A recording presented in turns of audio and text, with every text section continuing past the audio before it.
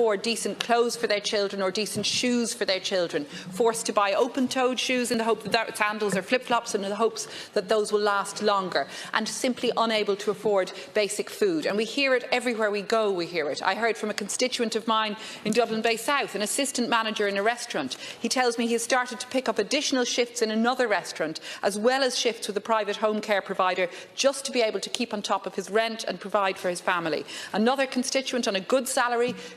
cannot find a place to rent and has now been invited to make bids in an auction, a bidding auction. A landlord saying, tell me what you're willing to pay, because there are plenty more who will pay more if you don't. We in Labour have called for measures to be introduced urgently, swift measures to be introduced now, to address the real concerns so many families and households face, as we see in just 6 weeks' time the back-to-school crunch coming, as families will be facing into having to buy school books, having to look at increased fuel costs, and seeing costs of basic food items, bread, milk, basic items rising too. And there's a real fear around that. And even a small set of targeted measures introduced now before the summer recess would make a difference in the confidence of families and households that they will be able to face into the winter, a winter in which we all know the cost of living crisis is only going to deepen, and in which